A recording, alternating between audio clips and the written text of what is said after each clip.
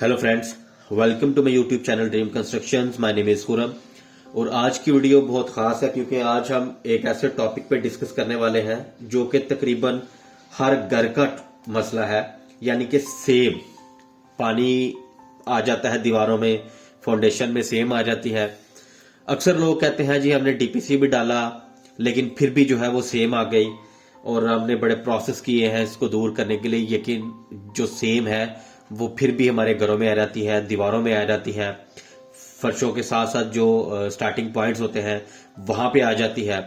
तो आज मैं आपको एक तरीका बताने वाला हूं जिससे कि अगर आप उसको फॉलो करते हैं, उस प्रोसेस को आप अपने घर के लिए जब आप कंस्ट्रक्शन करते हैं तो उस मेथड को आप इस्तेमाल करते हैं तो आपके घर में सेम कभी नहीं आ सकती। नॉर्मली हम लोग जब डीपीसी डालते हैं तो हमारा प्रोसेस ये होता है कि हम 1 इंच 1.5 इंच डीपीसी डाल के टोटली जो होता है वो उस डीपीसी पे इन्हसार कर लेते हैं कि जी ये हमारी सेम को रोकेगा। हालांकि ऐसा नहीं होता क्योंकि डीपीसी के अंदर भी कंक्रीट होती है, हम उसके अंदर कोई वाटर प्रूफिंग केमिकल तो यूज नहीं करते। नॉर्मली जो हम घरों में यूज करते हैं तो खाली सीमेंट कंक्रीट 1:2:4 की रेशो यूज कर लेते हैं या इससे भी ज्यादा 1, 2.5, 3, 5 की या इससे लो क्वालिटी की जो कंक्रीट होती है वो हम करते हैं। तो कंक्रीट जो होती है वो हमेशा से पानी को जज़ब करती है, पानी को जज़ब करने के बाद वो आगे ट्रांसफर करती है और ब्रिक्स जो होती हैं वो भी नमी को जज़ब करती हैं। तो इस तरह से हमारा जो पूरा सब स्ट्रक्चर होता है उसके अगर एक हिस्से में नमी आ गई, उसके अगर एक हिस्से में ईंटें या उसकी कंक्रीट जो है उसमें उसके अंदर नमी आ गई तो वो नमी को आगे ट्रांसफर करेगी। अगर आप लोग चाहते हैं कि अपने घरों को नमी से सेम से बचा सकें तो आपको मैं इस वीडियो में गाइड करता हूं कि आपने पहले स्टेप से ही इस प्रोसेस को मद्देनजर रखना है कि आपने घर तमीर करने के साथ साथ आपने सेम से बचाने का जो प्रोसेस है वो भी साथ साथ आपने उसको स्टार्ट करना है। यानी कि ये जो प्रोसेस है ये आपका पहले स्टेप से स्टार्ट होगा अगर आपने वाकई ही सेम से बचना है। तो सबसे पहले मैं बात करता हूं, ये हमारा जो है ये समझ लें कि ये हमारी मट्टी है, ये टोटली हमारी मट्टी है, ये वाला एरिया जो मट्टी का है। अब यहां पे हमने खुदाई कर ली। खुदाई करने के बाद जब आपने, अक्सर लोग क्या करते हैं, कुछ लोग तो ब्रिक्स वर्क कर देते हैं, पहला रद्दा लगा देते हैं, या कुछ लोग क्या करते हैं कि पहले रोड़ी डाल के वहां पे उसके ऊपर सीमेंट मिक्स करके डाल देते हैं, यानी कि एक वाटर सीमेंट का जो एक लेयर बना देते हैं। आपने चाहे लेयर बनानी है चाहे आपने ब्रिक वर्क करना है, आपने मट्टी के ऊपर, मट्टी ये आपकी मट्टी है, इसके ऊपर ये आपको जो ब्लू नजर आ रहा है ये पॉलिथीन शीट है। आपने 1000 गेज की पॉलिथीन शीट लेनी है, 1000 गेज की। ये जो शॉपर होता है वो शॉपर आपने अपनी जहां पे आपकी फाउंडेशन होगी, जिस जिस हिस्से में आपने रद्दे लगाने हैं वहां पे आपने ये शीट जो है ये बिछा देनी है। साथ साथ आपको मैं पिक्चर भी शेयर करता रहूंगा ताकि आपको आइडिया हो जाए कि किस तरह से आपने करनी है।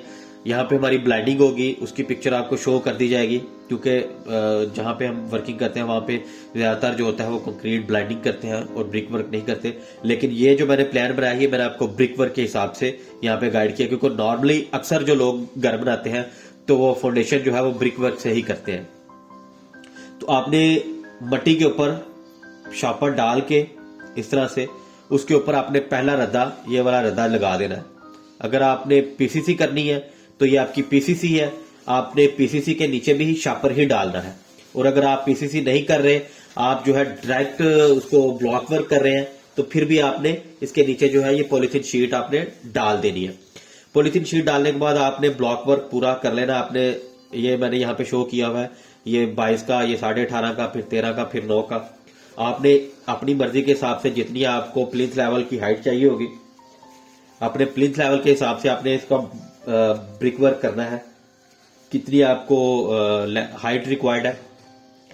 उसके साथ आपने ये हमारा जो ये आपको नजर आ रहा है ये हमारा ब्लॉक वर्क हो गया, ये हमारा यहाँ पे डीपीसी आ गया।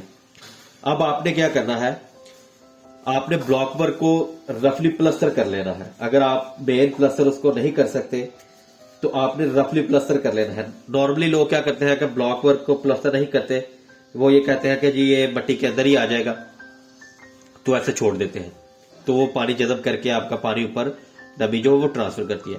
आपने इसको प्रॉपर प्लास्टर करना है। प्लास्टर करने के बाद आपको यहाँ पे केमिकल की पिक्चर नजर आ रही होगी, इसको बिचुमन पेंट यानी कि लुक कहते हैं। ये रेडीमेड होती है। ये लुक जो होती है ये आपको लिक्विड की शक्ल में मिलती है, इसको गर्म नहीं करना पड़ता। ये आपने अप्लाई करनी है अपने पूरे इस एरिए पे, अपनी फाउंडेशन के इस एरिए पे आपने पूरी तरह से अप्लाई कर देनी है। लुक अप्लाई करने के बाद आपने ये जो पॉलीथीन शीट है ये प्रॉपर यहाँ पे ये पूरी साइड जो है ये आप नजर आ रहा है, ये कलर मैंने किया हुआ है, ये पूरा आपने अपनी फाउंडेशन पे इस तरह से पूरा पॉलीथीन शीट जो है ये आपने अप्लाई कर देना है। ये यहां से लेकर आप जहां तक आपका डीपीसी होगा, यानी कि जहां तक आपका सब स्ट्रक्चर नीचे वाला स्ट्रक्चर आएगा वहां तक आपने अपनी फाउंडेशन को प्रॉपर पॉलीथीन शीट से कवर करना है। पॉलीथीन शीट से कवर करने के बाद ये तो आपकी आ गई यहां डीपीसी तक, आपकी ये फाउंडेशन आ गई। अब फाउंडेशन के बाद जब हम लोग फर्श करते हैं, ये हमारा जो है ये अंदर वाला एरिया है, ये हमारा समझ लेके एक रूम है, उसके अंदर ये मट्टी है, ये वाली जो आपको शो कर रही है ये मट्टी है, ये पूरी। इसके ऊपर आपने पूरा इस तरह से पॉलीथीन शीट बिछा देनी है और उसको यहां तक डीपीसी तक ऊपर लेके आना है। यानी कि पूरा अगर आप एक कमरा कह लें तो पूरे कमरे के अंदर आपने मट्टी के ऊपर सबसे पहले पॉलीथीन शीट बिछानी है। पॉलीथीन शीट बिछाने के बाद आपने उसके ऊपर कंक्रीट करनी है। अगर आपने रोड़ी डालनी है तो वो भी आप डाल सकते हैं, लेकिन मैं ये आपको कहूंगा कि रोड़ी डालने से बेहतर है आप अपनी मट्टी को प्रॉपर कंपैक्ट करने के बाद अच्छी तरह उसको कंपैक्ट करें, उसके बाद आप ये वाली जो पॉलीथीन शीट है वो डालें और उसके ऊपर आप डायरेक्ट जो है वो कंक्रीट कर सकते हैं। आप 4 से 5 इंच कंक्रीट कर दें। उसके ऊपर अगर आपने टाइलिंग लगानी है तो आपका ये वाला हिस्सा जो फिनिशिंग आ जाएगा, यानी कि अगर आपने टाइल वर्क लगाना है, आपने वुडन टाइल लगानी है, वुड फ्लोर लगाना है, आपने जो भी आपने करना है वो आप यहां तक इसके ऊपर अपनी कंक्रीट के ऊपर कर सकते हैं। अगर आपने नहीं करना तो इसी कंक्रीट के ऊपर आप फिनिशिंग कर सकते हैं, उसके सीमेंट रेत के साथ आप प्रॉपर प्लास्टर, अगर आपने नॉर्मल प्लास्टर करना है तो आप उसके ऊपर फिनिशिंग कर सकते हैं। इससे क्या होगा कि आपका ये पूरा जो सब स्ट्रक्चर है, नीचे वाला जो हिस्सा है, ये टोटली आपका बाहर से भी और अंदर से भी पूरा आपका कवर होगा। यानी कि जो मट्टी है आपकी वो आपकी ना तो फाउंडेशन के साथ टच करेगी ना आपके फ्लोर के साथ टच करेगी। आपकी मट्टी ऐसे पूरे चारों साइडों से कवर रहेगी, आपकी फाउंडेशन प्रॉपर कवर रहेगी। आप जब फाउंडेशन मट्टी जो है वो आपकी फाउंडेशन के साथ टच नहीं करेगी तो नमी जो है वो अंदर ट्रांसफर नहीं हो सकती। आपकी पूरी की पूरी फाउंडेशन, आपका पूरा जो घर है वो पूरे का पूरा सेफ रहेगा। अगर आप लाखों रुपया वैसे लगा सकते हैं कंस्ट्रक्शन पे, तो ये चंद हजार आप लगाएंगे तो इससे क्या होगा, आपकी बिल्डिंग की जो ड्यूरेबिलिटी है वो बढ़ जाएगी, उसकी जो स्ट्रेंथ है वो बढ़ जाएगी, क्योंकि सेम नहीं आएगी तो आपकी बिल्डिंग जो है वो उसकी एज जो है वो ज्यादा हो जाएगी।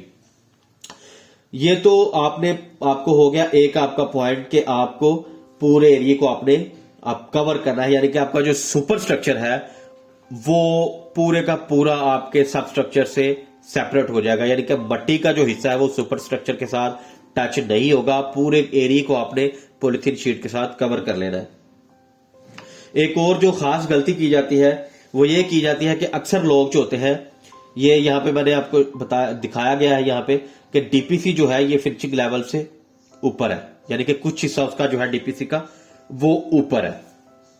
फिनिशिंग लेवल हमारा डीपीसी से मिड में या उससे थोड़ा सा नीचे खत्म हो जाता है। अक्सर लोग क्या करते हैं, उनका फिनिशिंग लेवल जो होता है वो यहां पे होता है, ये उनका फिनिशिंग लेवल होता है।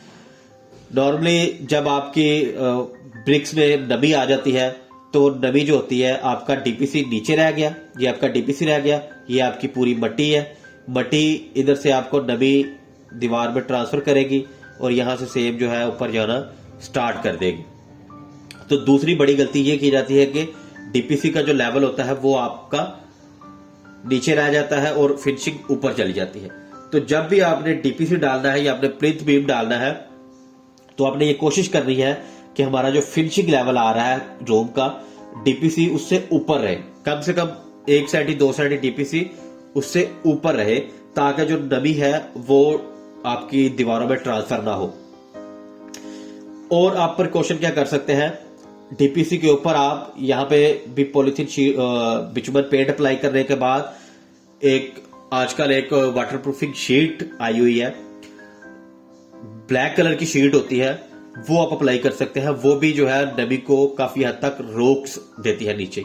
यानी कि ये प्रोसेस अगर आप कर लेते हैं तो आपकी पूरी बिल्डिंग कभी भी उसमें नमी नहीं आ सकती, आपकी सेम जो है वो दीवारों के ऊपर ट्रांसफर नहीं हो सकती, क्योंकि आपका जो सब स्ट्रक्चर है वो बिल्कुल कनेक्टेड नहीं होगा किसी भी तरह से मट्टी के साथ। ना मट्टी के अंदर से नमी जो है वो जज़ब कर सकेंगे और आपकी पूरी बिल्डिंग जो है वो सेफ रहेगी।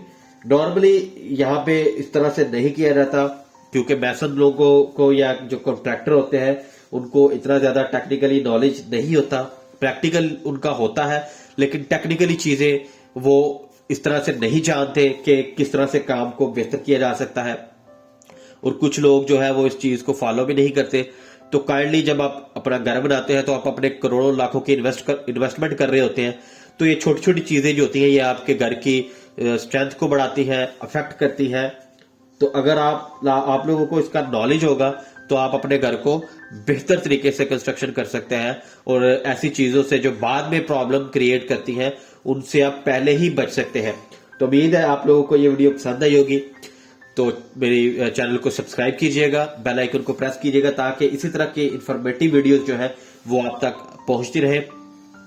और अगर आप चाहते हैं कि मैं आपके लिए किसी टॉपिक पे वीडियो बनाऊं, या अगर आपको किसी चीज की समझ नहीं आई तो आप मुझे कमेंट में पूछ सकते हैं। मैं आपको कोशिश करूंगा आपको बेहतर तरीके से गाइड कर सकूं। तो मिलते हैं नेक्स्ट वीडियो में, तब तक के लिए खुदा हाफिज।